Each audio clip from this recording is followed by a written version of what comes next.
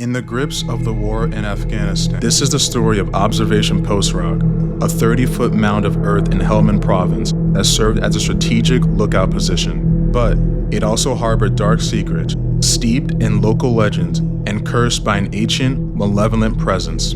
According to folklore, the site was considered unholy ground, once a mass grave where Soviet bombs failed to detonate. As if protected by supernatural forces, the locals spoke of enemy tanks and being swallowed into the earth and warned the mound guarded the souls of the dead, vengeful against any outsiders who dared trespass. When the Marines arrived in 2009, they dismissed such tales as mere superstition, but from their very first nights stationed at OP Rock, they found themselves besieged by inexplicable phenomena. Dismembered whispers on their radios, unexplained figures in the darkness, a sickly scent of decay carried on the night air. What they soon discovered, through a series of increasingly disturbing events, was the cursed mound held grim secrets, human remains, and Russian artifacts suggesting an ancient burial ground. As the hauntings escalated, the paranormal activity became undeniable. The psychological toll mounted. The Marines found themselves tormented by forces that defied all logic and reason. This is their story, a harrowing account of one of the most bizarre and terrifying deployments in modern military history, an experience that would follow the survivors home and continue to haunt them for the rest of their lives. It was 2009, and the war in Afghanistan was raging on. America had just deployed an additional 30,000 troops to the region, determined to gain the upper hand in the conflict. In the midst of this escalating battle, a team of 8 Marines found themselves tasked with a crucial mission: to hold down Observation Post Rock for 60 days. Observation Post Rock, or OP Rock as it was known, was a small hill that served as a strategic vantage point, allowing soldiers to keep a watchful eye over the surrounding area for any signs of enemy movement. Teams would be stationed there, maintaining a 24-hour surveillance and reporting any suspicious activity or advancement of hostile forces back to their base using radios. As the 8 Marines approached the dusty back road leading to OP Rock, they noticed the British soldiers who had been holding the post were eager to leave. The departing team looked disheveled and anxious, as if they endured an attack or some harrowing experience. There was no formal greeting, no breakdown of the area's layout or potential threats. The only word of advice given to the new team was a cryptic warning: if you pick something up, put it back. The words were delivered with the same gravitas as sergeants would use when issuing a command in battle. Yet, this caution seemed to be about the amenities at the post, leaving the Marines puzzled as to what they could possibly be referring to. As they searched the post that first day, the Marines realized OP Rock was much smaller than any other observation post they had encountered. It consisted of a few tents, some large sandbags for cover, and a series of trenches. While this would be their home for the next 2 months, the Marines knew they would have to adapt quickly to sparse conditions.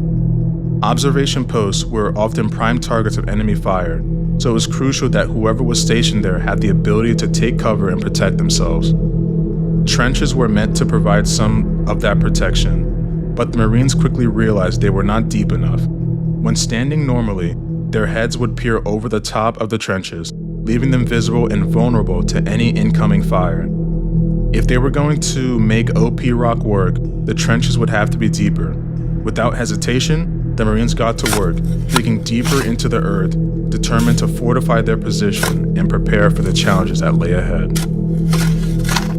It was June, and the Afghan sun was relentless, beating down the Marines with an unforgiving intensity.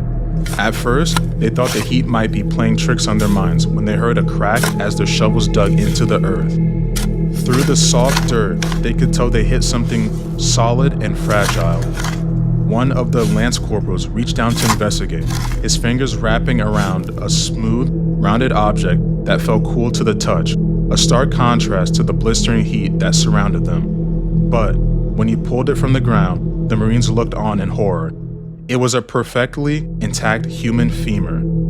Unsettled by the grim discovery, the men decided they had to keep digging, determined to uncover what else might be buried beneath their new home. To their terror, they unearthed multiple full skeletons, along with Russian artifacts like tent stakes, a chilling reminder of the region's turbulent history.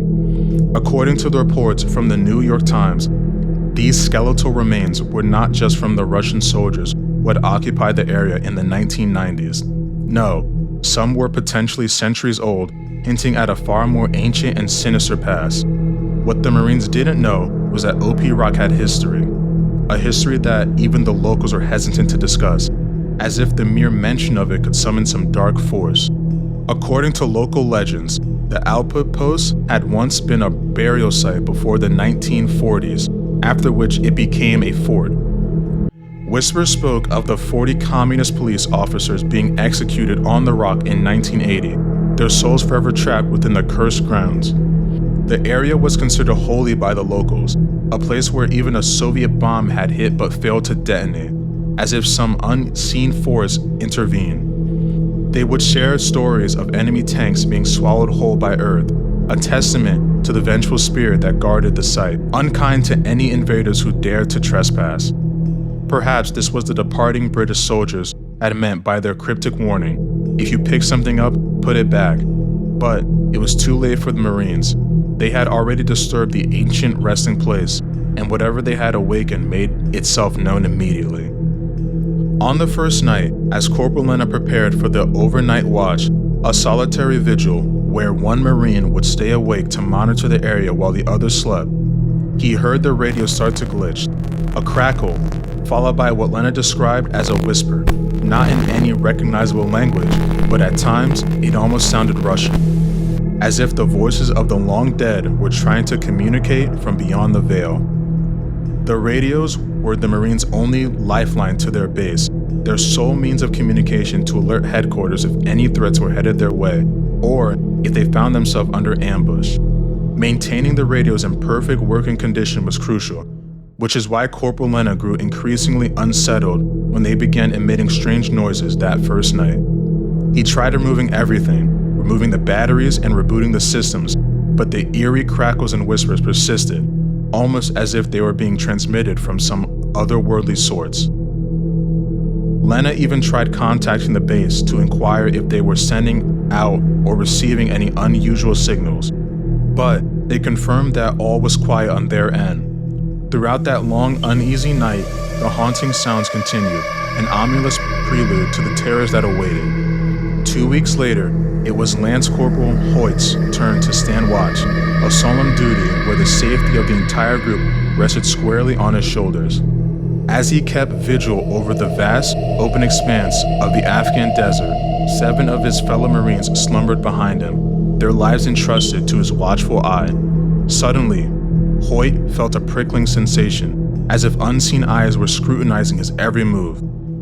Determined not to alert any potential enemy soldiers, he slowly, cautiously raised his gun, peering through the thermal scope to scan for any signs of life.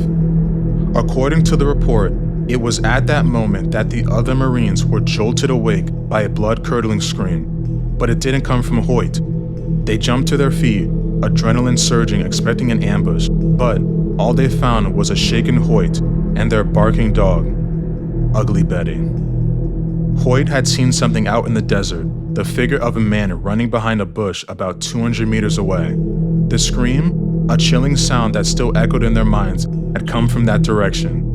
Corporal Lena raised his own thermal lens, but there was nothing out there, no heat signatures, no signs of life. No matter where they looked, the vast expanse remained a uniform temperature, as if the figure of Hoyt had witnessed was nothing more than a specter, a manifestation of the unseen forces that seemed to haunt their outposts.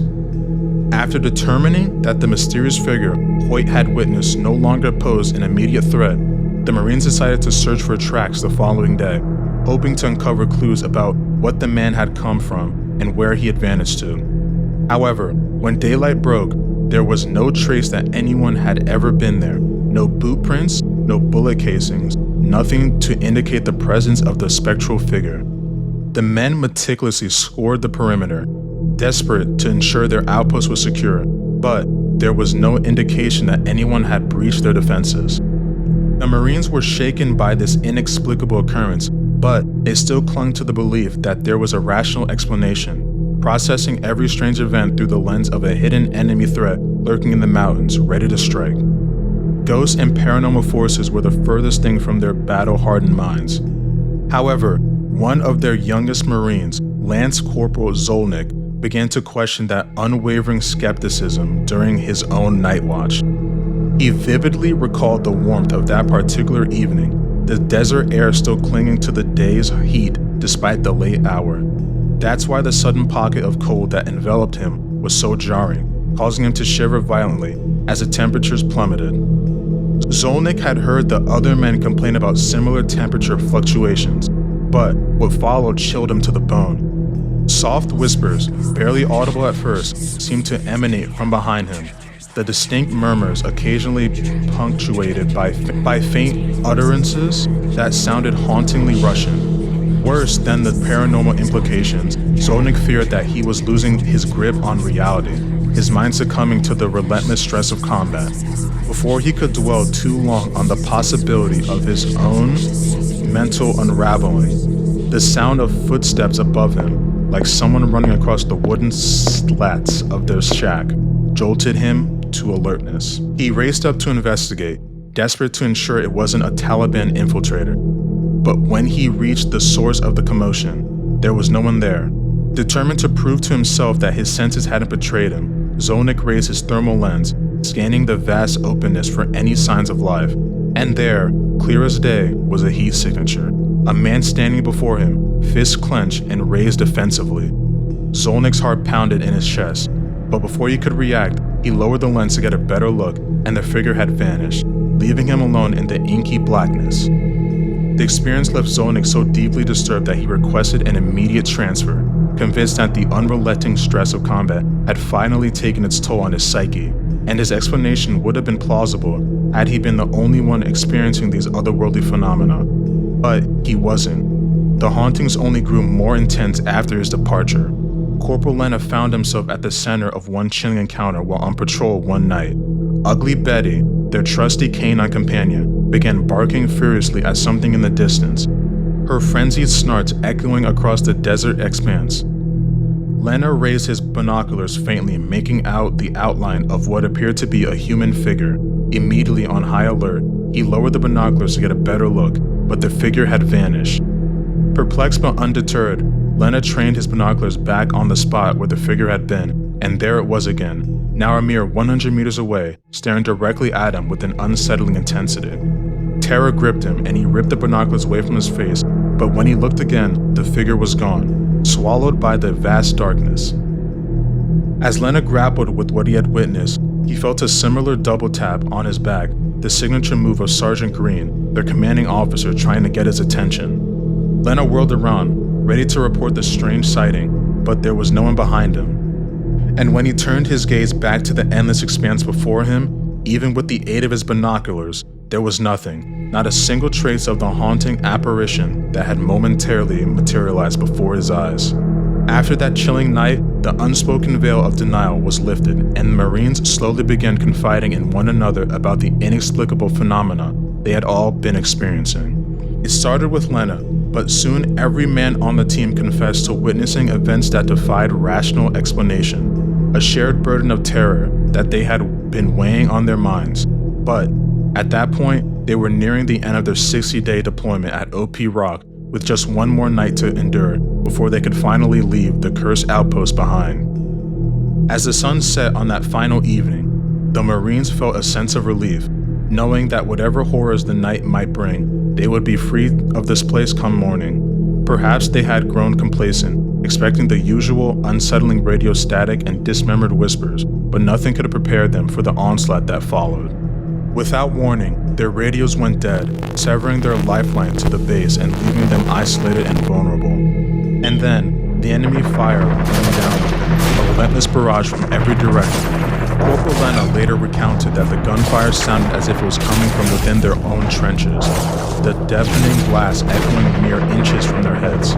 With no way to pinpoint the source of the attack, the Marines returned fire blindly, unleashing a torrent of bullets in the desperate attempt to defend themselves. But the true terror came with the unmistakable whistles of a rocket-propelled grenade, a Soviet-designed artillery that they were woefully unprepared to face. Not only were they being assaulted from every angle, but by weapons they had no means of countering. And then, as abruptly as it had begun, the onslaught ceased, the eerie silence punctuated only by the ringing in their ears. Miraculously, not a single Marine had been struck, and there was no evidence that they had been under attack at all. No stray bullets, no spent casings, nothing to suggest the hellish barrage that they had just endured. The following morning, it took the Marines a mere 5 minutes to pack their belongings and abandon the accursed outpost, their deployment officially over. But the harrowing experience they had endured at OP Rock would haunt them for the rest of their lives, with some even suggesting that the cursed site had followed them, a malevolent force that continued to torment them long after departure. Of the 8 Marines stationed at OP Rock in 2009, 3 would go to perish in battle, while Sergeant Green was disfigured in an IED attack, leading the survivors to wonder if the vengeful spirits they had encountered were exacting a terrible price for disturbing their ancient resting place. Were they being tormented by a lone enemy soldier, or was there a darker force at play? Perhaps the echoes of the past still linger in that war-torn region, the ghosts of fallen soldiers cursed to eternally guard the sites where they met their fates. Or, maybe as the locals had long believed, the land itself was sentient, a vengeful spirit that punished those who dared to trespass upon its hallowed grounds. And so, this includes the story of OP Rock. Some might dismiss these accounts as mere tall tales, legends born of exaggeration and the strain of combat. But when multiple soldiers from different units return home haunted by tales of a red-eyed creature, it begs the question, what haunting specters lurk in the shadows of war, and what unspeakable horrors might they have witnessed?